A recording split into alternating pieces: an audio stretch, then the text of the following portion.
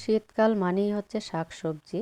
আর এই সময় শাকসবজি খেতেও কিন্তু অনেক মজা, যেহেতু একদম নতুন শাকসবজি তাজা পাওয়া যায়। আমার বাসার নিচেই কিন্তু সকালবেলা ভ্যানে করে অনেক শাকসবজি নিয়ে আসে, একদম চরে থেকে উঠিয়ে। আমি প্রতিদিনের শাকসবজি এখান থেকেই এনে তারপর রান্নাটা করি।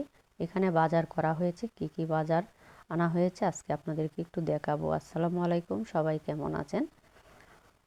এখানে কিন্তু অনেক ধরনের শাক সবজি সব কিছুই কিনা হয়েছে। লাউগুলোও খেতে এখন ভালো লাগে, আর মূলা তো খুবই ভালো লাগে, একদম মিষ্টি মিষ্টি।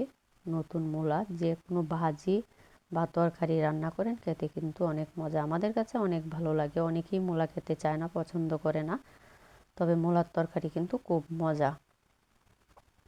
এখানে বিটরুট আনা হয়েছে, এটা জুস করা হয়, কারণ শরীরে আয়রনেরও কম, সেই জন্য ডাক্তার বলে সবসময় এই খাবারগুলো খাওয়ার জন্য। এখানে এই যে দেখুন কি সুন্দর, এই সিমগুলো একদম রান্নার সময় কিন্তু গলে যায়। এগুলোতে কোনো ধরনের পানি দেওয়া থাকে না, একদম চরের থেকে সকালবেলা উঠিয়ে তারপরে নিয়ে আসে। এখানে কাটাকুটি করতে বসে গিয়েছে, আজকে যা যা রান্না করব। পুরো ভিডিওটা দেখুন, আশা করি ভালো লাগবে। শীতকালে প্রচুর পরিমাণে শাকসবজি পাওয়া যায়। সবাই বেশি বেশি করে শাকসবজি খাবেন, কারণ এই শাকসবজিগুলো কিন্তু পরে আর পাওয়া যায় না। আর পাওয়া যায় ঠিকই, কিন্তু এই স্বাদটা কিন্তু আর পাওয়া যাবে না। এখানে পেঁয়াজ কলি আর হচ্ছে আপনার সিম আলু সব কিছু দিয়ে একটা ভাজি করছি। এটা গরম ভাতের সাথে খেতেও যেমন ভালো লাগে, রুটি পরোটা সব কিছুর সাথেই কিন্তু খাওয়া যায়। আর পেঁয়াজের কলি কিন্তু চিংড়ি মাছ বা ছোটো মাছের শুটকি দিয়েও যদি আপনি চচ্চড়ি করেন অনেক ভালো লাগে। এখানে পেঁয়াজ কলি যখনই ভাজি করবেন এক্সট্রা কোনো পানি দেওয়ার প্রয়োজন নেই, কারণ পেঁয়াজ পাতা এত নরম, একটু ঢেকে রাখার পরে অনেকটা পানি বের হয়। ওই পানির মধ্যে একদম চিকন করে আলুগুলোও দিয়েছি, সিদ্ধ হয়ে যাবে, পানিটাও শুকিয়ে যাবে। তারপর কয়েকটা কাঁচামরিচ দিয়ে ভাজিটা আস্তে আস্তে ডিম জালে আপনার ভেজে নিব।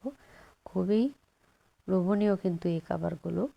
আর পেঁয়াজের কলিটা কিন্তু শীতকালে বেশি পাওয়া যায়, এমনিতে এত পাওয়া যায় না।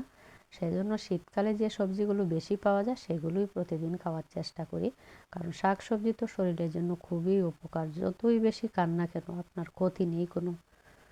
আর এখনের শাক সবজিগুলোতেও কিন্তু যে মেডিসিন দেওয়াটা এটা কিন্তু একটু কম থাকে, যেহেতু প্রচুর পরিমাণে করা হয়। আর সিজনের বাইরে যেগুলো পাওয়া যায় এগুলোতে বেশিরভাগই আপনার ফরমালিন দেওয়া থাকে বা অন্য কোনো মেডিসিনও দেওয়া থাকে।